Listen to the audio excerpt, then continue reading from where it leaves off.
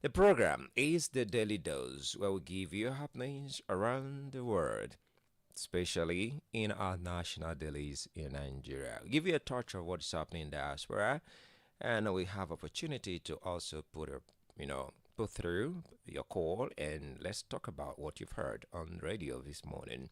Thank you so much. My name is Michael Jason Ijason. I'll be your driver, your pilot, or what have you today on this program. Fasten your seatbelt. It's time to give it a move.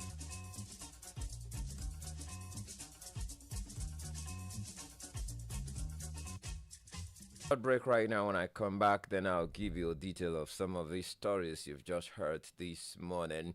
I also have this one before I leave. Corruption threatens climate action. Transparency International warns.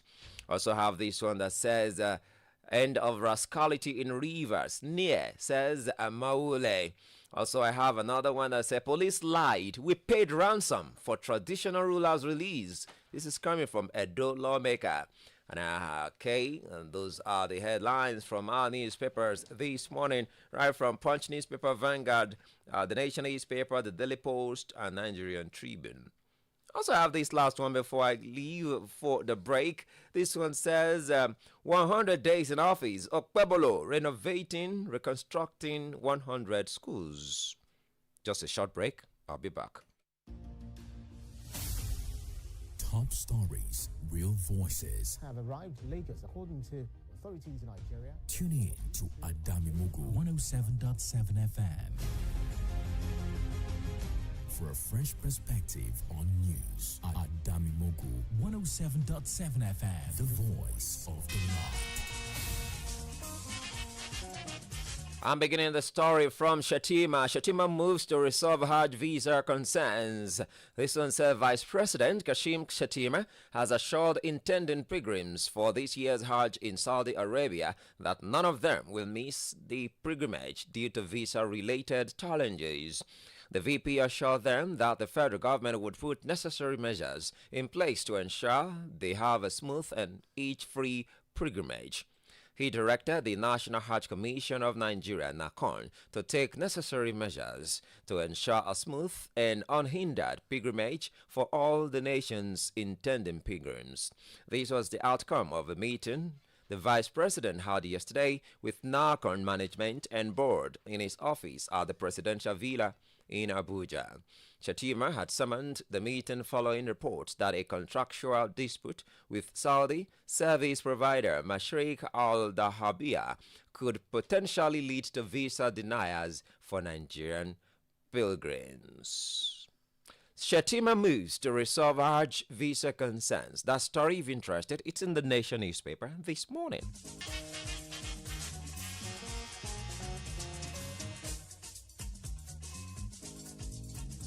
Okay, now let's take this story. Most governors live permanently in Abuja, says NLC president. The president of the Nigeria Labour Congress, Mr. Joe Ajaero, yesterday stated that no governor has power to ban labor unions, noting that unions' practice falls under the executive legislative list in the Constitution. This is just as he lamented that most governors are now living permanently in Abuja at the detriment of their states.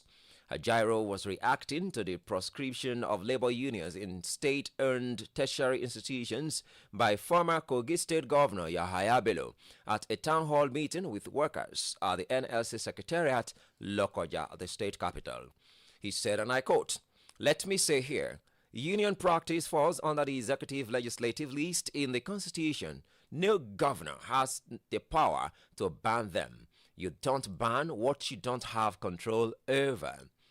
Unions are registered nationally by the Registrar of Trade Unions. For administrative convenience, they may choose to have branches in states. So, what are you now banning?" End of quote. The NLC president, who expressed surprise that such a thing exists in the state, said the state government lacked the right to proscribe unions under the exclusive legislative list. It's a very, very long one there. In case you're really interested and you want to read more, please get a copy of the Punch newspaper this morning with the headline, Most Governors Leave Permanently in Abuja, says NLC President. That's Joe Ajaero.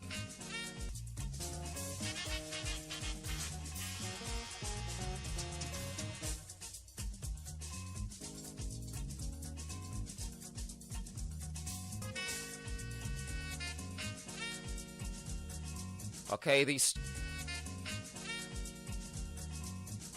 story will lead us into some other more court stories, but let's take this one first. Edo Governor Poll Tribunal, PDP, Asue Igodalo scams in disarray as Okpebolo closes case.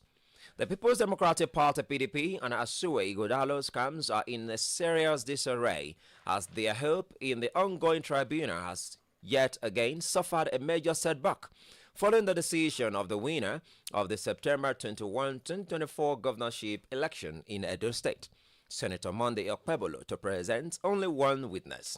In what could best be described as a mockery of the Shamboli case presented by the PDP and Igodalo, the decision by Okpebolo is seen by legal experts as a master clapback that has completely removed the life support from PDP's already dying case.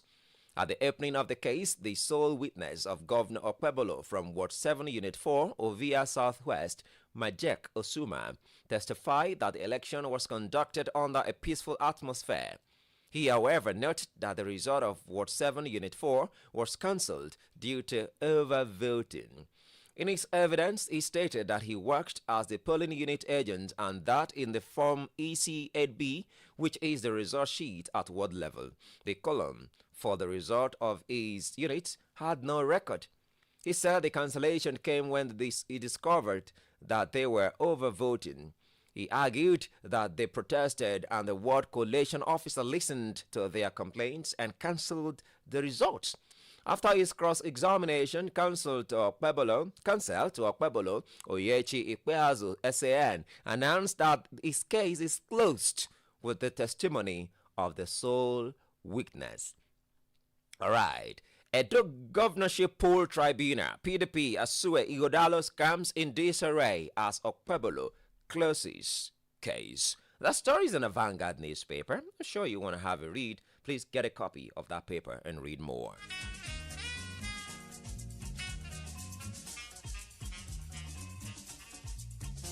Court story before I go to Osun State. Court acquits Fani Kayode of medical forgery. Justice Olubunmi Abike Fadipe of an Ikeja Special Offences Court has discharged and acquitted the former Minister of Aviation, Femi Fani-Kayode, of the charge of medical forgery leveled against him by the Economic and Financial Crimes Commission, EFCC.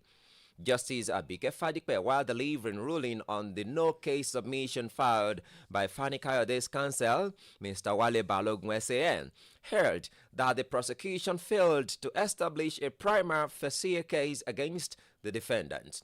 Abike Fadipe said the prosecution failed to establish a link between the defendant and the offenses for which he was charged. She said the prosecution failed to establish a prima facie case against the defendant. She noted that the prosecution also failed to present the defendant's associates who allegedly collected money from him, or the lawyer who allegedly stated that the defendant had instructed his law firm to take the medical reports to the Federal High Court. It's a long one. You might be interested. Please get a copy of the Nation newspaper. The headline is, Court acquits Fani Kayode of medical forgery. Just like I said earlier, I'll be moving to Osun State before I open the call line so you can put a call through this morning and be a part of the program right on radio. This is the Daily Dose, in case you're just joining me. My name is Micheal Jason Ijason. This story, Osun government, APC, differ over reinstatement of sacked party's council chairman. Osun State government and the All Progressives Congress APC yesterday locked hands following the reinstatement of sacked local government chairmen by the Court of Appeal in Akure. The chairmen were elected under the APC platform by voice vote at the twilight of the administration of former Governor Adegboyega Oyetola in November 2022. The People's Democratic Party (PDP) urged the Federal High Court to nullify the election. Subsequently, Justice Nathaniel Emmanuel Ayola declared the election null and void on the ground that the conduct of the election contravenes Section 29 and 32 of the Electoral Act 2022. Hence, the APC appealed the matter.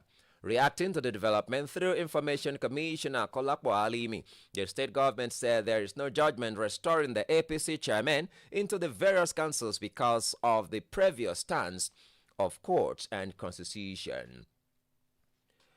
All right, you want to read more? Please get a copy of the Nation newspaper. Ocean government, APC, differ over reinstatement of sacked parties council chairman.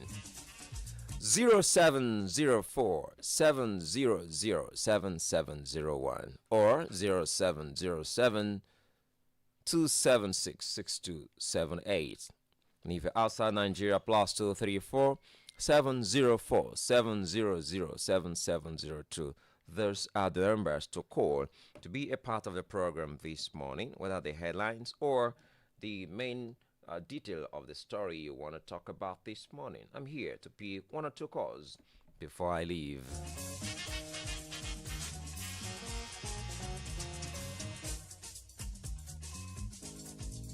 Now let's take this story. EFCC rearranged 73-year-old blind man for alleged 19 million fraud. The Economic and Financial Crimes Commission, EFCC, rearranged a 73-year-old blind man, Murtala Adebayo, before Justice Rahman Oshodi of an Ikeja Special Offences Court over alleged 19 million naira fraud. The defendant, who was arraigned before Justice Mojisola Dada on January 24, 2024, on a 3-count charge, pleaded not guilty, which makes the court to grant him bail. The nominal complainant had alleged that the defendant used a phony Corporate Affairs Commission document and fake tax documents to secure bail from the court. He was then rearranged before Justice Rahman Oshodi on January 28, 2025. He pleaded not guilty to the 3-count charge against him. The defendant's counsel, Bamidele Ogundele, urged the court to allow his client to continue with the former bail granted to the defendant. Okay, I know you want to read more. Just get a copy of the Nation newspaper. EFCC rearranged 73-year-old blind man for alleged 19 million naira fraud. Asonjo Atiku, others meeting no threat, says APC. The ruling All Progressives Congress on Monday declared that a possible alliance between former President Olusegun Obasanjo and the 2023 People's Democratic Party presidential flag bearer Atiku Abubakar posed no threat to President Bola Tinubu's re-election in 2027. The National Secretary of the APC, Senator Ajibola Bashiru, said this in an interview with the Punch newspaper while commenting on the meeting held by Obasanjo and his Israel deputy Atiku in Abeokuta, the Ogun State capital, on Monday. Atiku led a high-power delegation which included former governor of Sokoto State, Aminu Tambuwal, former governor of Cross River State, Senator Lie Imoke, and other political stewards to the meeting. Hello, good morning. Hello, good morning. Good morning to you, sir. This is Emmanuel from. All right, good to have you. Very quickly, 30 seconds. Hello? I can hear you loud and clear. Please go ahead. Yes. It gladdens my heart that people like is showing interest in the presidency. I think it's a better option for Nigeria. Haven't tested all our leaders and still where we are. God bless Adamimogo, Nigeria. Thank you so much. God bless you too. I sincerely appreciate you this morning. Femi Federer from Facebook, Olusegun Temitope and Olariwaju James. God bless you. This is how far we'll be able to go today. Sorry for those calling. We can't pick your calls no more. Micheal, Ijason, Ijason remains my name. Till we come your way again some other time. Please stay blessed. God be with you.